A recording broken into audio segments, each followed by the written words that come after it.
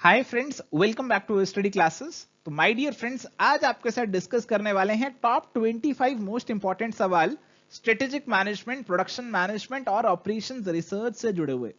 सबसे पहला सवाल आपका रहेगा कि सर ये जो डिस्कशन है वो नेट कॉमर्स और मैनेजमेंट क्या दोनों के लिए रेलेवेंट है? तो ध्यान से सुनिए, आज जो हम डिस्कस करने वाले हैं उसके अंदर जो हमारे पहले 15 सवाल होंगे वो दोनों के लिए रेलेवेंट है, कॉमर्स के लिए भी और मैनेजमेंट के लिए भी। ये सवाल आपके स्ट्रेटेजिक मैनेजमेंट और बिजनेस एनवायरनमेंट से जुड़े होंगे, तो आप दोनों के लिए रेलेवेंट है। प्रोडक्शन मैनेजमेंट और ऑपरेशन रिसर्च का जो टॉपिक है ये कॉमर्स वालों के लिए नहीं है। जो 16 से 25 वाले सवाल होंगे वो केवल मैनेजमेंट वाले एस्पायरेंट्स के लिए ही यहां पर रेलेवेंट रहने वाले हैं। तो इस डिस्कशन को स्टार्ट करते हैं, और स्टार्ट करने से पहले एक बार आपको जल्दी से बता देता हूं हमारे कोर्सेज के बारे में। तो यूजीसी नेट कॉमर्स मैनेजमेंट की अगर आप तैयारी कर रहे हैं, फिलहाल समय कम रह गया है और उसके लिए आप क्रैश कोर्स का फायदा ले सकते हैं। अगर आपके कुछ टॉपिक्स रह गए हैं, टेस्ट सीरीज तो आपको लगानी ही चाहिए, और टेस्ट सीरीज में भी हमने अब फुल मॉक्स भी आपके लिए इंट्रोड्यूस कर दिए हैं। प्रीवियस ईयर पेपर्स अगर नहीं किए तो उनको डेफिनेटली सॉल्व जरूर कर लेना। आरपीएससी की आप तैयारी कर रहे हैं, आरपीएससी का जीके पेपर हो चुका है। एबीएसटी, ईएफएम, बीएडीएम की अगर आप तैयारी कर रहे हैं तो जस्ट 1199 में आप हमारा आरपीएससी का पूरा कोर्स ले सकते हैं, जिसके अंदर आपको वीडियो लेक्चर, टेस्ट सीरीज सब कुछ आपको यहां पे मिल जाएगा। तो कुछ भी आपका रह गया है, कुछ भी छूट गया टॉपिक, तो इस कोर्स से आप कवर अप कर सकते हैं। सिर्फ टेस्ट सीरीज लेना चाहते हैं तो वो भी आप ले सकते हैं इससे कम प्राइस में। यूपीएचएससी कॉमर्स की अगर हम बात करें तो उसके लिए भी क्रैश कोर्स अवेलेबल है और टेस्ट सीरीज भी अवेलेबल है। तो जैसा कि आपको बता रहा था कि फुल लेंथ मॉक्स का भी आपके लिए अलग से कोर्स हमने लॉन्च कर दिए।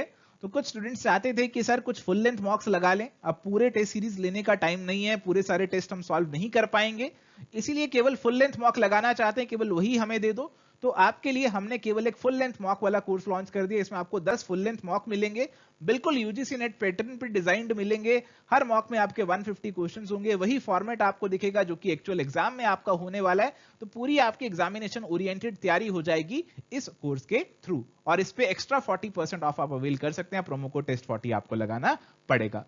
तो आइए बढ़ते हैं अपने सवालों की तरफ। सो चलिए फ्रेंड्स, स्टार्ट करते हैं अपने डिस्कशन से। और यहां पे पहले 15 सवाल आपके साथ जो डिस्कस करेंगे वो स्ट्रेटेजिक मैनेजमेंट से जुड़े सवाल होंगे, बिजनेस एनवायरनमेंट का भी इसमें कंपोनेंट होगा। तो यूजीसी नेट कॉमर्स और मैनेजमेंट दोनों के स्टूडेंट्स इसे देख सकते हैं। और जो लास्ट के 10 सवाल होंगे वो स्पेसिफिकली हमारे यूजीसी नेट मैनेजमेंट वालों के लिए होंगे। तो पहला सवाल हमारे पास है, which of the following is are true?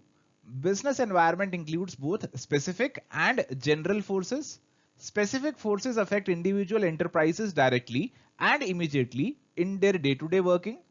General forces have impact on all the business enterprises and thus may affect an individual firm indirectly only. So business environment के बारे में और उसको affect करने वाली कुछ forces के बारे में ये सवाल आपसे पूछा जा रहा है, और इस सवाल का जो करेक्ट आंसर बनने वाला है वो होगा ऑप्शन नंबर डी का। स्पेसिफिक फोर्सेस वो होंगी जो कि एक पर्टिकुलर बिजनेस को अफेक्ट करेंगी। जैसे हमारे पास मान लीजिए हमारे पास एक बिजनेस है टाटा स्टील, तो टाटा स्टील को अफेक्ट करने वाली कुछ स्पेसिफिक फोर्सेस होंगी जो कि केवल इसी के बिजनेस को स्पेसिफिकली अफेक्ट करेंगी। जैसे इस बिजनेस के इन्वेस्टर्स, इसके कस्टमर, इसके कॉम्पिटिटर और इसके सप्लायर। और कुछ जनरल फोर्सेस होंगी जो कि सभी बिजनेसेस पे अफेक्ट डालेंगी, जैसे आपकी सोशल फोर्सेस हैं, पॉलिटिकल हैं, लीगल हैं, टेक्नोलॉजिकल हैं, तो सभी बिजनेसेस पे अपना ये अफेक्ट इनडायरेक्टली दिखाएंगी। तो तीनों स्टेटमेंट्स यहां पे सही हो जाती हैं और इसीलिए आंसर बनेगा ऑप्शन नंबर डी का। चलिए अगला सवाल है, which is not a characteristic of business environment? तो बिजनेस एनवायरनमेंट का इनमें से कौन सा एक फीचर नहीं है? Business environment complex, static, relative और फार रीचिंग इंपैक्ट। तो प्यारे दोस्तों, यहां पे ऑप्शन नंबर बी जो है आप आसानी से आइडेंटिफाई कर सकते हैं कि बिजनेस एनवायरनमेंट जो है वो पल पल बदलता रहता है, वो स्टैटिक नहीं है, वो डायनामिक है, वो कॉम्प्लेक्स है, बहुत सी चीजें उसमें आती हैं, उसको समझना इतना आसान नहीं है। वो रिलेटिव होता है, यानी कि एक जगह का एनवायरनमेंट दूसरी जगह से अलग होता है। इंडिया का एनवायरनमेंट यूएस के एनवायरनमेंट से अलग है, और बहुत ही फार रीचिंग इंपैक्ट डालता है हमारे बिजनेस के ऊपर। इसीलिए करेक्ट आंसर जी बनेगा ऑप्शन नंबर बी कि ये स्टैटिक नहीं है, it is rather dynamic. Next question, dash involves dividing the environment into different sectors and then analyzing the impact of each sector on the organization. तो हमारे business environment को हम अलग अलग सेक्टर्स में बांट लेते हैं और देखते हैं कि हमारे पास हर सेक्टर के ऊपर क्या क्या इंपैक्ट होने वाला है। तो ऐसा हम करते हैं, इनमें से कौन से टेक्निक में ये आपको पहचानना है, scenario planning, ETOP profile, quick environmental scanning technique और क्रिटिकल सक्सेस फैक्टर एनालिसिस। वैसे तो ये सारी टेक्निक्स का मतलब इनके नाम से ही समझ में आ रहा है। सिनेरियो प्लानिंग में आप कुछ सिनेरियो प्लान आउट कर रहे हैं कि ऐसा कुछ होगा, और ई टॉप के अंदर आप कुछ थ्रेट अपॉर्चुनिटी प्रोफाइल बना रहे हैं, एनवायरमेंटल स्कैनिंग के अंदर आप एनवायरमेंट को स्कैन कर रहे हैं, क्रिटिकल सक्सेस फैक्टर एनालिसिस के अंदर आप कुछ क्रिटिकल सक्सेस फैक्टर्स को पहचान रहे हैं अपने बिजनेस के लिए। अब यहां पे हमसे पूछ रहे हैं कि इनमें से कौन से में हम अपने एनवायरमेंट को अलग अलग सेक्टर्स में बांटने वाले हैं।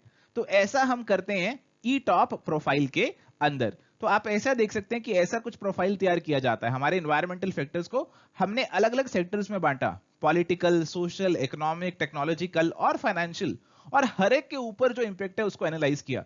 तो हमने देखा कि पॉलिटिकल के अंदर हमारे पास क्या प्लस पॉइंट्स हैं, क्या हमारे पास अपॉर्चुनिटीज हैं, तो उनको हमने यहां पे लिखा कि गवर्नमेंट स्टेबल है, प्लस पॉइंट है, बट यहां पे नेगेटिव ये है कि लॉ एंड ऑर्डर सिचुएशन जो है वो ठीक से मैनेज नहीं है। ऐसे ही हर चीज में, सोशल के अंदर हमने देखा कि हमारी सोसाइटी बहुत ज्यादा ग्रो कर रही है, पॉपुलेशन ग्रो कर रही है, बट एक थ्रेट भी है कि हमारी सोशल वैल्यूज बढ़ती जा रही हैं, कंज्यूमर का बिहेवियर अनप्रेडिक्टेबल होता जा रहा है। तो आप हर सेक्टर को अलग अलग तरीके से एनालाइज करते हैं एक ई टॉप प्रोफाइल तैयार करके, जैसा कि आप यहां पे इमेज में देख सकते हैं। चलिए अगला सवाल हमारे पास है, dash is a technique to identify the areas in which a business must succeed in order to achieve its objectives. तो ये सवाल आपका, अगेन आपकी वही ऑप्शंस आपको देखने को मिल रही हैं जो आपने लास्ट सवाल में देखी थी, और इस सवाल के अंदर आपको वो टेक्निक पहचाननी है जिसके अंदर आप अपने बिजनेस के उन एरियाज को आइडेंटिफाई करने वाले हैं, उन एरियाज को पहचानने वाले हैं जिसमें आपको डेफिनेटली सक्सीड करना पड़ेगा अगर आप अपने गोल्स को अचीव करना चाहते हैं। तो आप आसानी से निकाल सकते हैं कि इसका आंसर होना चाहिए क्रिटिकल सक्सेस फैक्टर एनालिसिस। आप अपने लिए क्रिटिकल सक्सेस फैक्टर पहचानना चाह रहे हैं कि आप इन चीजों में अगर सक्सीड होंगे, इन चीजों में अगर अच्छा परफॉर्म करेंगे तो डेफिनेटली आप अपने गोल्स को अचीव कर लेंगे। तो इसीलिए करेक्ट आंसर यहां पे हमारे पास ऑप्शन नंबर डी का बनेगा। Now moving on to the next question, consider the following list and identify the correct code. तो इस लिस्ट के अंदर एक तरफ हमें बीसीजी मैट्रिक्स और दूसरी तरफ प्रोडक्ट लाइफ साइकिल से जुड़े कुछ पॉइंट्स यहां पे दे रखे हैं। BCG matrix Boston consulting group का मैट्रिक्स है, इसके अंदर आपको 4 क्वाड्रेंट्स देखने को मिलते हैं, और वो क्वाड्रेंट्स आपको कौन से stage of the product life cycle से आप जोड़ सकते हैं वो भी आपको यहां पे बताना है। Question mark, star, cash cow, dogs, ये 4 क्वाड्रेंट हमें देखने को मिलते हैं। तो देखिए कौन सी स्टेज से आप इन्हें मैच कर सकते हैं, थोड़ा सा सोचिए, थोड़ा सा दिमाग लगाइए।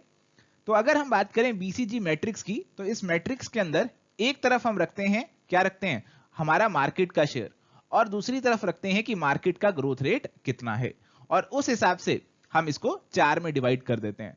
तो अगर यहां पे हमारा मार्केट शेयर बहुत कम है और मार्केट में ग्रोथ भी नहीं है तो हम उसको डॉग की कैटेगरी में डालते हैं। अगर हमारा मार्केट शेयर हाई है बट मार्केट में और ग्रोथ नहीं है तो हम उसे कैश काउ में डालते हैं। अगर हमारा मार्केट शेयर कम है बट मार्केट में ग्रोथ काफी है तो हम उसे क्वेश्चन मार्क वाले स्टेज में डालते हैं। और देखिए पहली जब आप स्टेज में अपना प्रोडक्ट लॉन्च करते हैं तो ऐसा ही होता है कि मार्केट में ग्रोथ होगी तभी आप प्रोडक्ट लेकर आए, बट आप नया प्रोडक्ट लेकर आ रहे हैं तो इसीलिए आपका मार्केट शेयर यहां पे कम रहेगा, तो क्वेश्चन मार्क आपका इंट्रोडक्शन फेज से यहां पे मैच कर जाएगा, और धीरे धीरे आपका मार्केट शेयर बढ़ना शुरू हो जाएगा। अब मार्केट शेयर बढ़ेगा तो आप क्वेश्चन मार्क से स्टार वाली कैटेगरी में आ जाएंगे, तो आप ग्रोथ फेज में स्टार वाली कैटेगरी में आ जाएंगे, और धीरे धीरे आपकी मार्केट भी मैच्योरिटी फेज तक पहुंचेगी, प्रोडक्ट भी मैच्योरिटी फेज तक पहुंच जाएगा, और आप कैश काउ वाली स्टेज में आ जाएंगे कि आपका मार्केट शेयर अब अच्छा खासा हो गया बट अब मार्केट में और ग्रोथ आपको देखने को नहीं मिल रही, और इवेंचुअली आप आ जाएंगे डिक्लाइन फेज में, और इसे आप डॉग से मैच कर सकते हैं। तो बिल्कुल सारे ही आपके एकदम सही से मैच ही यहां पे ऑलरेडी हो रखे हैं, और इसीलिए करेक्ट आंसर ऑप्शन नंबर ए का बन जाएगा। चलिए अगले सवाल की तरफ बढ़ते हैं। तो this question is which of the following growth strategies pertaining to product market combinations is the least risky. इनमें से कौन सी स्ट्रेटेजी आपको सबसे कम रिस्की लग रही है, market penetration, market development, product development, या फिर डाइवर्सिफिकेशन। तो ये जो चारों आप स्ट्रेटेजीज यहां पे देख रहे हैं ये बेसिकली आपकी एनसॉफ मैट्रिक्स से जुड़ी हुई है। जैसे आपका बीसीजी मैट्रिक्स है वैसे ही हमारे पास एक एनसॉफ मैट्रिक्स भी होता है। अब यहां पे अगर आप देखें एनसॉफ मैट्रिक्स को, तो एक तरफ यहां पे होता है हमारे प्रोडक्ट्स और सर्विसेज और एक तरफ होता है हमारी मार्केट्स। और यहाँ पे एक तरफ है एग्जिस्टिंग और एक तरफ है न्यू, दोनों में ऐसा ही है, प्रोडक्ट में भी और मार्केट में भी।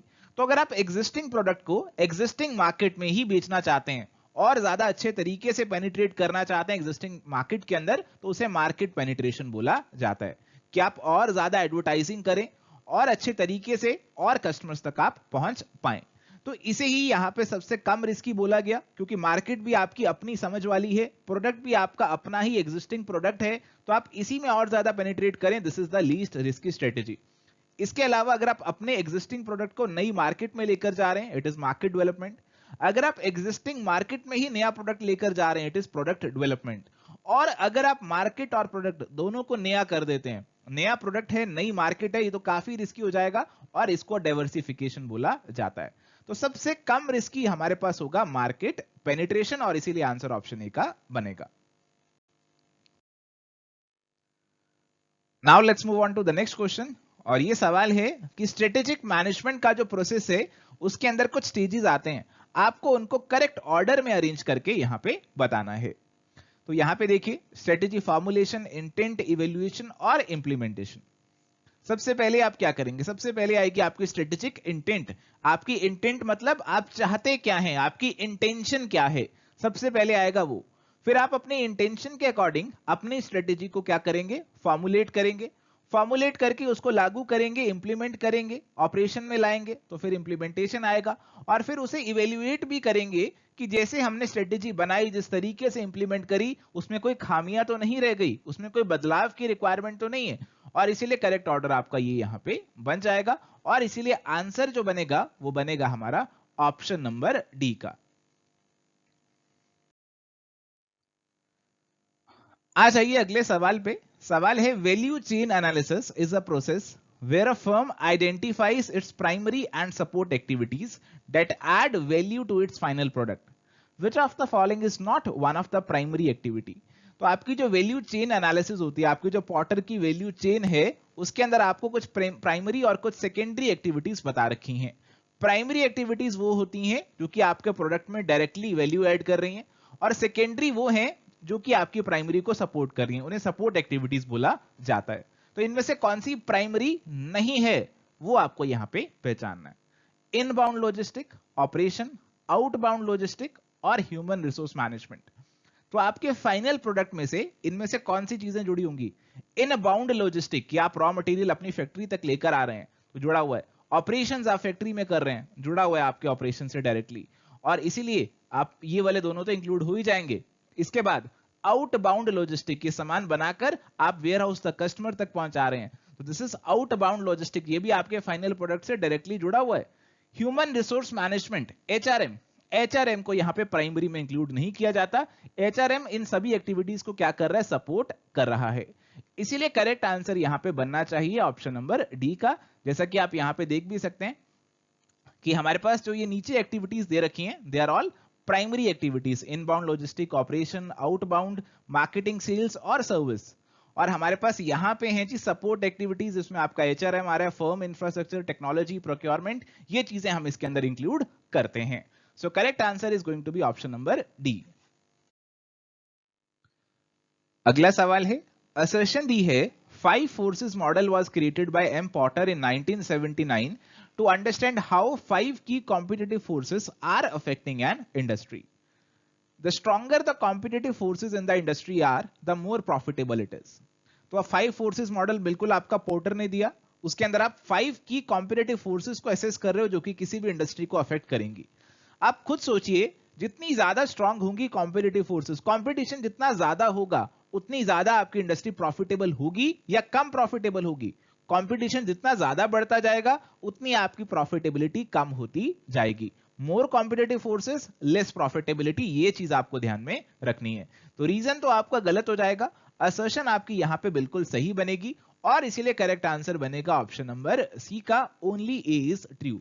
और ये 5 कॉम्पिटिटिव फोर्सेस की यहां पे बात कर रखी है, industry rivalry, threat of entry, bargaining power of suppliers, threat of substitutes, bargaining power of the buyers. तो अगर ये बहुत ज्यादा स्ट्रांग हो जाएंगे, अगर आपको खतरा लगा रहेगा कि कोई भी एंटर कर सकता है मार्केट के अंदर, अगर सप्लायर्स की बार्गेनिंग पावर ज्यादा हो गई, बायर्स की ज्यादा हो गई, सब्स्टिट्यूट से खतरा है आपको, इंडस्ट्री राइवलरी से खतरा है आपको, तो अगेन आपके प्रॉफिट्स यहां पे कम हो सकते हैं। तो रीजन तो गलत है, असर्शन सही है, और इसीलिए आंसर ऑप्शन सी आपका यहां पे बना।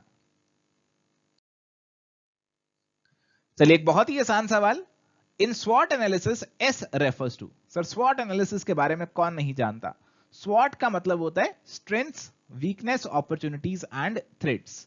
तो यहां पे आपका स्वॉट एनालिसिस के अंदर एस जो है वो रेफर करता है आपकी स्ट्रेंथ्स को। एक बिजनेस जो है वो अपनी स्ट्रेंथ्स और वीकनेसेस को पहचानता है और साथ ही देखता है कि मार्केट में क्या अपॉर्चुनिटीज अवेलेबल हैं और क्या खतरे हैं जो कि उसको मार्केट से फेस करने पड़ सकते हैं, क्या थ्रेट उसे मार्केट से फेस करने पड़ सकते हैं। So correct answer is definitely going to be option number B.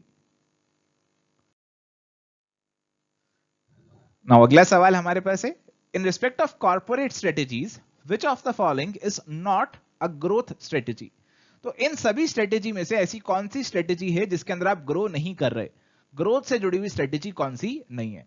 तो एक आपके पास होती है ग्रोथ स्ट्रेटेजी कि आप ग्रो करें, एक होती है स्टेबिलिटी स्ट्रेटेजी कि आप जहां हैं वहां स्टेबल रहें, और एक आपके पास होती है रिट्रेंचमेंट स्ट्रेटेजी। रिट्रेंचमेंट स्ट्रेटेजी जब आपका बिजनेस थोड़ा सा डिक्लाइनिंग फेज पे चला गया, आप दिक्कतें फेस कर रहे हैं, तो तब ये आप स्ट्रेटेजी फॉलो करते हैं। तो अगर ग्रोथ की हम बात कर रहे हैं तो इनमें से आप देखिए कौन सी आपकी ग्रोथ से जुड़ा हुआ है। कंसेंट्रेशन, इंटीग्रेशन और डाइवर्सिफिकेशन, ये सभी आपके ग्रोथ से कहीं ना कहीं जुड़े हुए हैं। टर्न अराउंड जो है वो ग्रोथ से नहीं जुड़ा हुआ। टर्न अराउंड का मतलब है कि आपका बिजनेस ठीक से नहीं चल रहा था, अब आप उसे टर्न अराउंड करने की कोशिश कर रहे हैं, आप वापस से उसे बेहतर बनाने की कोशिश यहां पे कर रहे हैं। तो it is a type of retrenchment strategy. तो इसीलिए यहां पे यही हमारा आंसर बनने वाला है। कंसेंट्रेशन स्ट्रेटेजी के अंदर थोड़ा सा आप इंटेंसिफाई करते हैं, आप अपनी मार्केट के ऊपर अच्छे से कॉन्सेंट्रेट करते हैं। इंटीग्रेशन स्ट्रेटेजी के अंदर आप फॉरवर्ड या फिर बैकवर्ड इंटीग्रेशन कर सकते हैं अपनी वैल्यू चेन के अंदर। तो आप अगर कुछ बना रहे हैं तो आप रॉ मटेरियल वाले के साथ इंटीग्रेट हो जाएं, या फिर जिसको आप बनाकर बेच रहे हैं उसके साथ इंटीग्रेट हो जाएं। डाइवर्सिफिकेशन, आप टोटली कुछ नया काम कर रहे हैं। तो यहां पे ये तीनों आपकी ग्रोथ से जुड़ी हो सकती हैं। But turn around it is a retrenchment strategy, और इसीलिए आंसर ऑप्शन डी का बनेगा। अगला सवाल है, as per McKenzie 7S model, आपको बताना है कौन सी स्टेटमेंट्स यहां पे ट्रू हैं। There are 7 internal elements of an organization that need to align for it to be successful. Hard elements are harder to manage but are the foundation of the organization and are more likely to create the sustained competitive advantage. Strategy, structure and systems are hard elements. तो McKenzie 7S model के अंदर आप पहली statement देख के ये तो पहचान ही गए होंगे कि 7S है तो 7 एलिमेंट्स होंगे, 7S वाले एलिमेंट्स हमें यहां पे देखने को मिलते हैं, और इन सभी एलिमेंट्स को सही से अलाइन होना बहुत जरूरी है अगर आपकी ऑर्गेनाइजेशन सक्सेसफुल होना चाहती है। अब इन 7 एलिमेंट्स को हमने दो में डिवाइड कर दिया, एक तरफ है हार्ड एलिमेंट्स और एक तरफ है सॉफ्ट एलिमेंट्स। हार्ड एलिमेंट्स में हमारे पास कौन से एलिमेंट्स आते हैं? हमारे पास आता है जी स्ट्रेटेजी, स्ट्रक्चर और सिस्टम, हमारे पास ये 3 एलिमेंट आते हैं। तो कहा गया कि आप इनको आसानी से आइडेंटिफाई कर सकते हो, आप आसानी से अपनी स्ट्रेटेजी, अपने स्ट्रक्चर, अपने जो सिस्टम्स हैं उनको आइडेंटिफाई कर सकते हो, आसानी से आप उनको मैनेज कर सकते हो। बट अगर हम बात करें सॉफ्ट एलिमेंट्स की, skills, style, staff, shared values, तो ये सारी जो चीजें हैं आप इनको आसानी से आइडेंटिफाई नहीं कर सकते। They are more fuzzier, they are more intangible. तो ये सारी चीजों को आसानी से आप पहचान नहीं सकते और इसीलिए इनको मैनेज करना थोड़ा सा मुश्किल हो जाता है। हालांकि ये आपके लिए बहुत एसेंशियल है आपकी ऑर्गेनाइजेशन की सक्सेस के लिए, आपको कॉम्पिटिटिव एडवांटेज दिलाने के लिए।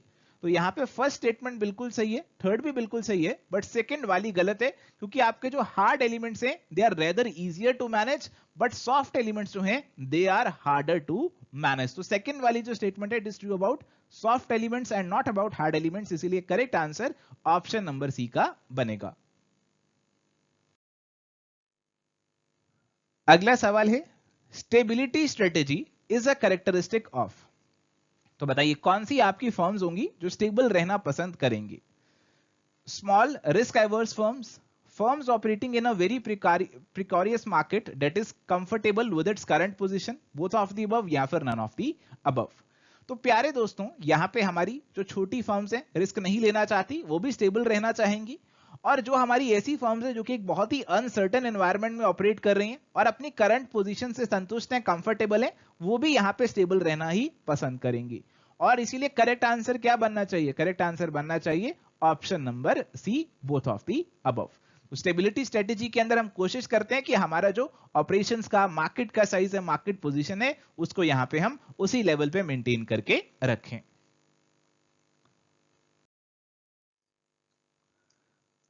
अगला सवाल आसान सवाल है वैसे तो, which is not a factor of पेसल analysis. तो आपके पास ये एक टेक्निक है आपके एनवायरमेंट को एनालाइज करने की, पॉलिटिकल, इकोनॉमिक, सोशल और ट्रांसफॉर्मेशनल। तो आपके पास इस टेक्निक के अंदर 6 फैक्टर्स आते हैं, political factors, economic, social, technological, environmental और लीगल। तो आप अपने एनवायरमेंट को इन सभी फैक्टर्स में क्लासिफाई करते हो और समझने की कोशिश करते हो। तो ट्रांसफॉर्मेशनल हमारे पास कोई फैक्टर यहां पे नहीं है और इसीलिए correct answer option number D का बन जाएगा। आसान सवाल था, आपको बेसिकली पेसल की फुल फॉर्म यहां पे मालूम होनी चाहिए। अगला सवाल है असर्शन रीजनिंग का। असर्शन दी है many companies offer more than one product and serve more than one customer. A firm which is dependent on one product or customer runs immense risk।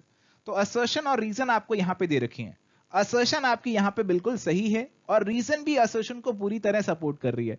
देखो हमारी जो कंपनीज है ना, वो portfolio of the products offer करती हैं। हमारी companies एक प्रोडक्ट ऑफर नहीं करती। आपका एप्पल है, स्मार्टफोन बनाता है, साथ में वॉच भी बना रहा है, साथ में और भी बहुत सी चीजें बना रहा है। सैमसंग है, देखो क्या क्या बना रहा है, टीवी, फ्रिज, रेफ्रिजरेटर, इतनी सारी चीजें वो बना रहा है। तो एक कंपनी कभी नहीं चाहती कि वो केवल एक प्रोडक्ट पे डिपेंडेंट हो जाए, क्योंकि अगर आप एक प्रोडक्ट पे डिपेंडेंट हो गए और कल को वही प्रोडक्ट आपका चलना बंद हो गया तो बहुत सारा रिस्क आपको फेस करना पड़ सकता है। तो इसलिए पोर्टफोलियो की हम बात करते हैं और पोर्टफोलियो को एनालाइज करने के लिए ही हमारे पास अलग अलग तकनीकें हैं, जैसे हमारे पास बीसीजी मैट्रिक्स है, एनसॉफ मैट्रिक्स है, जिसकी चर्चा ऑलरेडी आपसे पिछले सवालों में करी भी। और यहां पे फिलहाल आंसर बनने वाला है ऑप्शन नंबर ए का। अगला सवाल हमारे पास यहां पे प्रोडक्शन मैनेजमेंट से जुड़ा हुआ है। अब आने वाले जो 10 सवाल होंगे वो आपके प्रोडक्शन मैनेजमेंट और ऑपरेशंस रिसर्च से जुड़े होंगे और ये जो आपके सवाल हैं केवल यूजीसी नेट मैनेजमेंट वाले जो एस्पायरेंट्स हैं उनके लिए रेलेवेंट होंगे। यूजीसी नेट कॉमर्स वाले इनको स्किप कर सकते हैं। सवाल यहां पे हमारे पास है, which of the following is are correctly matched. Job production, under this method peculiar, special or non-standardized products are produced in accordance with the orders received from the customer. Batch production, repetitive production where identical products are produced on the basis of the demand of customers or of the expected demand for the products. Mass production, continuous production of standardized products on a very large scale.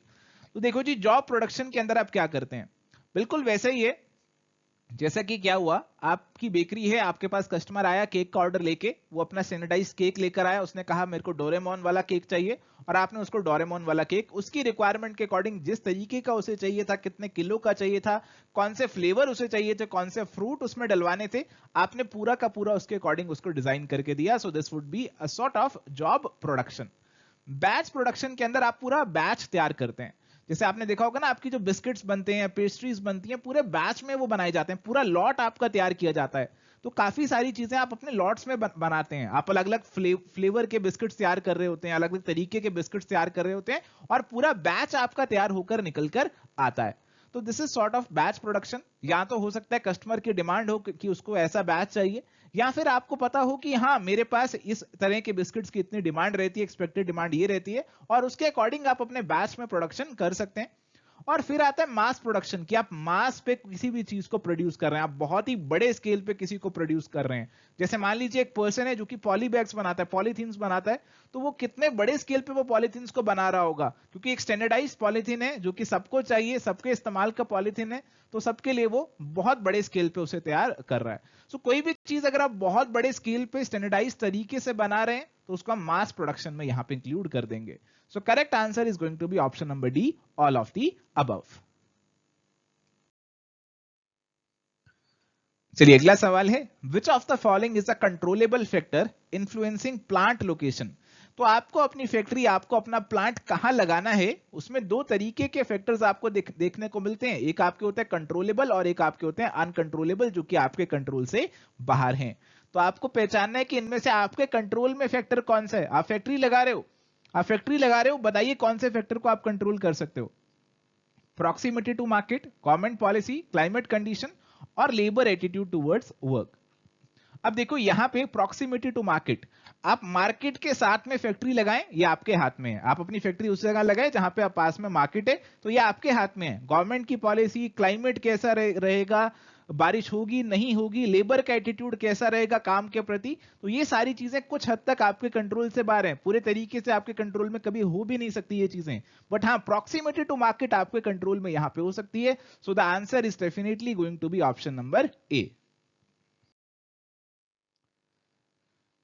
अगला सवाल है which is are true about process layout. तो process layout के बारे में कौन सी बातें सही हैं। It is also called functional और job shop layout. Separate departments are established for each specialized operation of the production.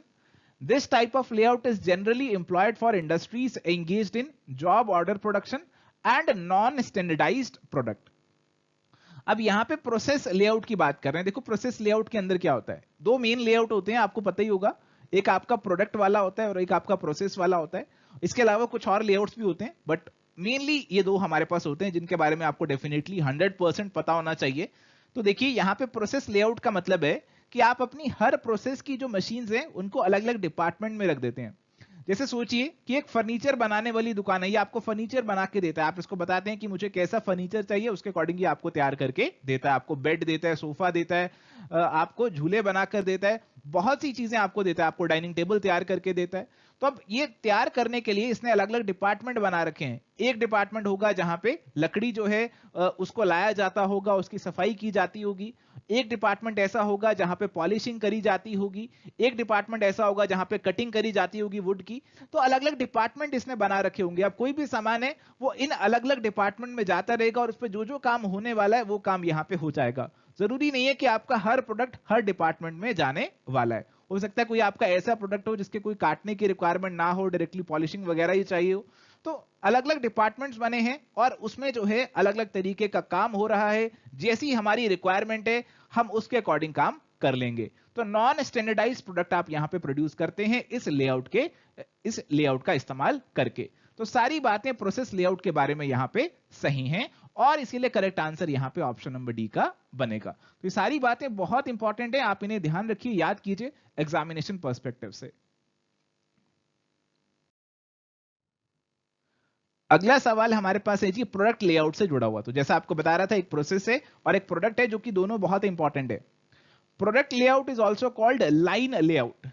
In this type of layout, all the machines are arranged in the sequence as required to produce a specific product. तो देखो यहां पे क्या हो रहा है, एक sequence बनी हुई है।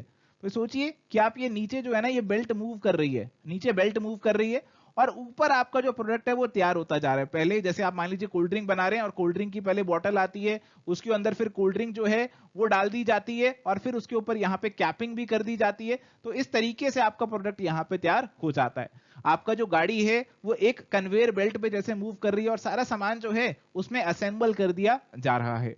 तो ऐसे लेआउट को प्रोडक्ट लेआउट यहां पे कहा जाता है। ये लाइन लेआउट होगा कि एक लाइन से आपका प्रोडक्ट मूव करता जा रहा है और उस पे सारा काम यहां पे होता जा रहा है।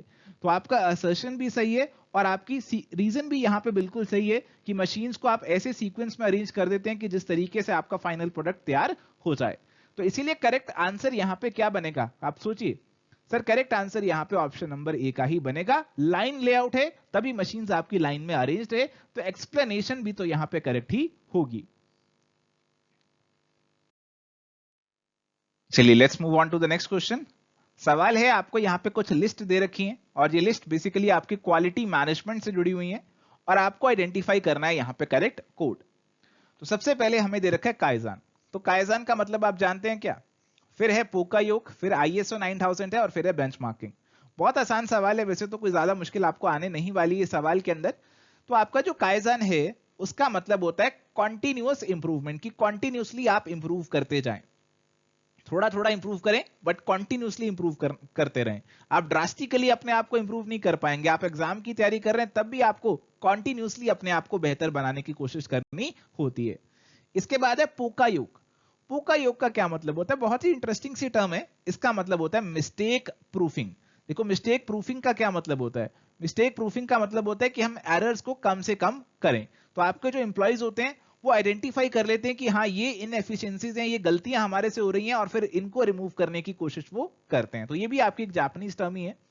और फिर ISO 9000 है। ISO 9000 जो है it is sort of family of standards. आपका स्टैंडर्ड्स बना रखें कि ये स्टैंडर्ड्स को आप कंप्लाई करेंगे तो आप क्वालिटी स्टैंडर्ड्स को कंप्लाई करेंगे। तो आपके कई बार प्रोडक्ट्स पे भी लिखा होता है ISO सर्टिफाइड। तो ये सब चीजें क्वालिटी को डिनोट करती है कि कुछ स्टैंडर्ड हैं जिनको हम कंप्लाई कर रहे हैं।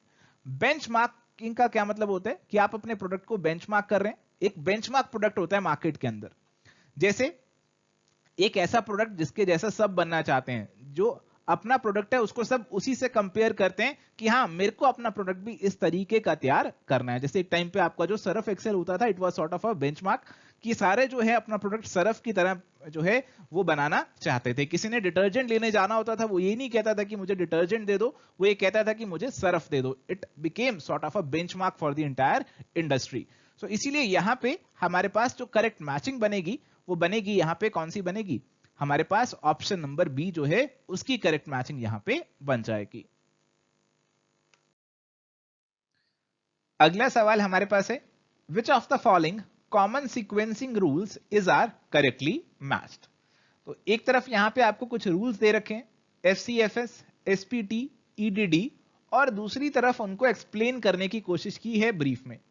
तो आपके कुछ रूल्स होते हैं, जैसे आपकी शॉप के अंदर जो जॉब्स आ रही हैं आपको उनको प्रोसेस करना है। आप शॉप पर बैठे हैं, कोई पर्सन कोई जॉब लेकर आ रहा है, कोई काम लेकर आ रहा है, कोई और काम लेकर आ रहा है, आपके पास अलग अलग तरीके के ऑर्डर आ रहे हैं, आपको उनकी प्रोसेसिंग करनी है। तो किस तरीके से आप उनको प्रोसेस करेंगे, कौन सा पहले आप करेंगे, कौन सा बाद में करेंगे, they are the sequencing rules. और सीक्वेंसिंग रूल्स में हमारे पास एक तो है जी FCFS। इसका मतलब है फर्स्ट कम फर्स्ट सर्व। जो सबसे पहले आया आप उसका काम सबसे पहले कर देंगे। तो जिस ऑर्डर में आपको जो ऑर्डर आपको सबसे पहले आया है आप उस ऑर्डर को सबसे पहले करेंगे, उसके बाद आया फिर उसको उसके बाद करेंगे। ऐसा आप सीक्वेंसिंग में चलेंगे, जिस ऑर्डर में काम आ रहा है उसको उसी ऑर्डर में करते जाएंगे। फिर है SPT है शॉर्टेस्ट प्रोसेसिंग टाइम। जिस जॉब को करने में आपको सबसे कम समय लगेगा आप उसे सबसे पहले खत्म करते हैं। बिल्कुल वैसे ही है जैसे आप तैयारी कर रहे होते हैं तो आप देखते हैं कि हाँ ये वाला टॉपिक मेरा सबसे पहले आसानी से हो जाएगा, तो पहले इसे करके साइड में रख देता हूं। तो जिस जॉब का शॉर्टेस्ट प्रोसेसिंग टाइम है आप उसे पहले शेड्यूल करते हैं। EDD होता है अर्लीस्ट ड्यू डेट। आपकी जो जॉब्स होती हैं, आपने जो ऑर्डर लिए होते हैं, आपने ड्यू डेट भी आपको बताकर गए होते हैं लोग। जैसे आपको केक का ऑर्डर आया, एक पर्सन आया वो कहता है मुझे 3 दिन बाद चाहिए, और एक कहता है कि मुझे तो कल ही चाहिए, एक कहता है मुझे अभी शाम को चाहिए। तो जिसके ड्यू डेट सबसे पहले है आप उस काम को सबसे पहले करना स्टार्ट करेंगे। Jobs are sequenced according to their due date.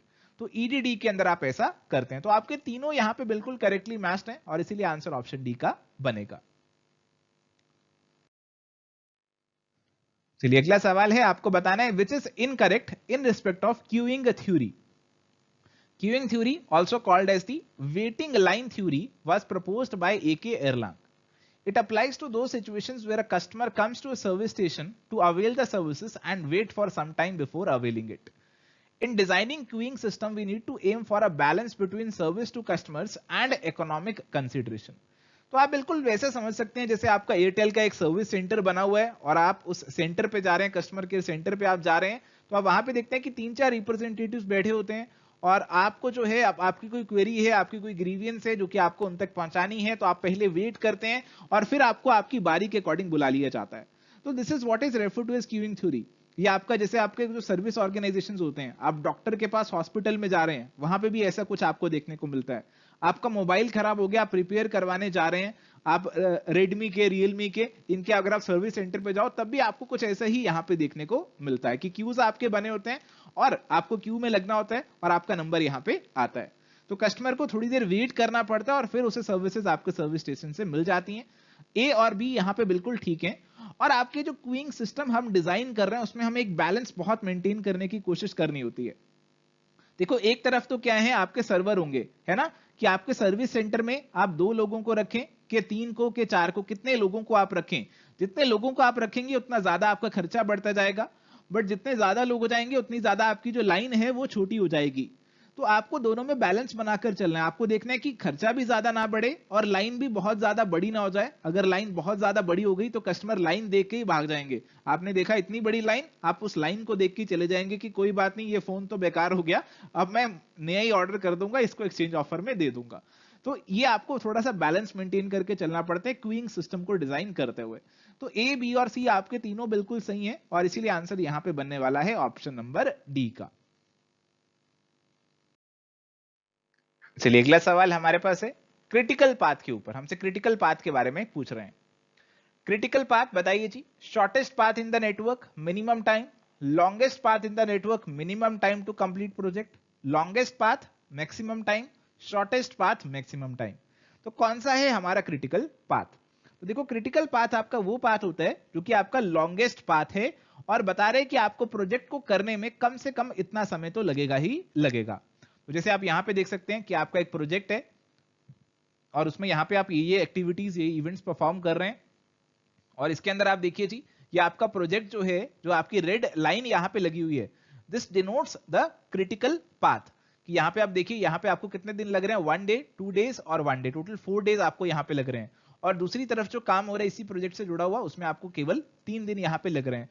तो this is our critical path कि अगर इस पाथ में आपने कोई डिले कर दिया ना, तो जो आपका रेड वाला पाथ है इसमें कोई भी डिले आपने कर दिया तो आपका पूरा का पूरा प्रोजेक्ट यहां पे डिले हो सकता है। इस प्रोजेक्ट को करने में आपको कम से कम 4 दिन लगेंगे, बट अगर आपने कोई भी काम डिले कर दिया इस पाथ के अंदर, आपने 1 दिन से 2 दिन लगा दिए यहां पे, तो आपका पूरा प्रोजेक्ट यहां पे डिले हो जाएगा। तो आपका लॉन्गेस्ट पाथ है और डिनोट कर रहे हैं कि कम से कम कितना समय आपको इस प्रोजेक्ट में लगेगा। इससे जो बाकी पाथ है, जैसे आपका एक ये वाला पाथ भी है, तो ये वाला जो पाथ है अगर आप इसमें 1 दिन का डिले भी कर दें तो आपके पूरे प्रोजेक्ट को कोई फर्क नहीं पड़ता। तो this is not a critical path for us. तो इसीलिए करेक्ट आंसर यहां पे ऑप्शन नंबर बी का बनेगा। चलिए अगला सवाल है, first step in solving a transportation problem is. तो ट्रांसपोर्टेशन प्रॉब्लम तो आप समझते हैं ना कि आपके यहां पे क्या होती है, 3 फैक्ट्रियां होती हैं और आपके 3 वेयर हाउस होते हैं। आपको फैक्ट्री से वेयर हाउस सामान पहुंचाना होता है और आपको देखना होता है कि ट्रांसपोर्टेशन का खर्चा मेरा कम से कम है, किस तरीके से मैं अपने सामान को पहुंचाऊं। तो आपको एक तरफ यहां पे बता भी रखा होता है कि क्या क्या कॉस्ट हमारी आ रही है और उस हिसाब से आपको यहां पे बताना होता है कि कौन सा मेरा बेस्ट पॉसिबल सोल्यूशन यहां पे बनेगा, कौन से अरेंजमेंट को मुझे फॉलो करना चाहिए। तो सबसे पहला स्टेप आपका होता है कि आप इनिशियल फीजिबल सॉल्यूशन जो है वो यहां पे ऑब्टेन करें। इनिशियल फीजिबल सॉल्यूशन आपने ऑब्टेन किया, फिर आप उसको क्या करते हैं, आप उसको और ज्यादा इंप्रूव करते हैं और उसको बेस्ट ऑप्टिमल बनाने की कोशिश यहां पे करते हैं। तो ट्रांसपोर्टेशन प्रॉब्लम के अंदर आप क्या करेंगे, इनिशियली देखेंगे कि किस तरीके से हम अपने फैक्ट्री से वेयरहाउस तक सामान यहां पे पहुंचा सकते हैं। आप एक इनिशियल फीजिबल सॉल्यूशन यहां पे बना लेंगे। आपके पास 3 तरीके होते हैं वो बनाने के, north west corner, least cost और वॉगल्स अप्रोक्सीमेशन। 3 मेथड आपके पास होते हैं। इनिशियल सॉल्यूशन आपके पास आ जाता है और फिर आप चेक करते हैं कि आपने जो एलोकेशंस की हैं वो आप चेक करते हैं कि आपके number of rose plus number of columns -1 उतनी एलोकेशंस आपकी होनी चाहिए, उतने सेल्स आपकी ऑक्यूपाइड होने चाहिए। अदरवाइज अगर नहीं है तो फिर आपकी ट्रांसपोर्टेशन प्रॉब्लम में दिक्कत आ जाती है, डीजेनरेसी की सिचुएशन भी अराइज कर सकती है और फिर आपको कुछ यहां पे चेंजेस आपको करने पड़ेंगे। और फिर फाइनली आप पहुंचेंगे एक ऑप्टिमल सॉल्यूशन की तरफ। एक ऑप्टिमल सॉल्यूशन की तरफ आप पहुंचेंगे जो कि आपका बेस्ट पॉसिबल सॉल्यूशन होगा कि हाँ, अगर हम इस तरीके से चलेंगे तो कम से कम कॉस्ट के अंदर हम अपने सामान को फैक्ट्री से वेयरहाउस तक पहुंचा सकेंगे। So this is about solving a transportation problem. और करेक्ट आंसर होगा यहां पे ऑप्शन नंबर ए का, कि सबसे पहले आप इनिशियल फीजिबल सॉल्यूशन ढूंढ लेंगे कि हाँ इस तरीके से भेज सकते हैं, फिर हम कोशिश करेंगे कि इससे कम हम कॉस्ट करने की कोशिश करेंगे और हमारा बेस्ट पॉसिबल सॉल्यूशन, जिसे ऑप्टिमल सॉल्यूशन बोला जाता है, हम वहां तक पहुंच सकते हैं। चलिए अगला सवाल है, which is are the modules of ERP system enterprise resource planning. आजकल आपकी जो सारी एंटरप्राइजेस हैं सारा काम सिस्टम्स के थ्रू, सॉफ्टवेयर के थ्रू कर रही हैं। ऑटोमेशन हमें बहुत ज्यादा देखने को मिल रही है, कंप्यूटराइजेशन बहुत ज्यादा देखने को मिल रही है। आपके ईआरपी सिस्टम लगे हुए हैं और ये सारी चीजों को हैंडल कर रहे हैं। सारा काम आपका कंप्यूटराइज्ड हो रहा है, ऑटोमेशन आ चुका है और ये ईआरपी सिस्टम्स इनमें बहुत मदद कर रहे हैं। हर चीज के लिए आपके पास ईआरपी सिस्टम है। ईआरपी सिस्टम के अंदर आपका फाइनेंस और अकाउंटिंग भी आता है, inventory, customer relation management, supply chain management, human resource और बहुत सी चीजें आपकी ईआरपी मॉड्यूल्स के अंदर आ जाती हैं। तो करेक्ट आंसर यहां पे आपका बनेगा ऑप्शन नंबर डी कि all of the above they are the modules of ERP system. So thank you my dear friends, ये था आज का discussion strategic management, production management और ऑपरेशंस रिसर्च के ऊपर। उम्मीद करते हैं जो सवाल आपके साथ डिस्कस किए वो आपको समझ में आए। डेफिनेटली कुछ नया आपने आज सीखा होगा या फिर सीखा होगा कि किस तरीके से सवालों को आपको अटेम्प्ट करना है। और इसी के साथ इस सेशन को यहाँ पे एंड कर रहे हैं। आप अपना प्यार जरूर दिखाइएगा इस सेशन पे, ढेर सारे कमेंट्स कीजिएगा, अपने दोस्तों के साथ शेयर कीजिएगा, बताइएगा कि क्या स्कोर आपका रहा इस सेशन के अंदर। Bye bye, take care, all the best.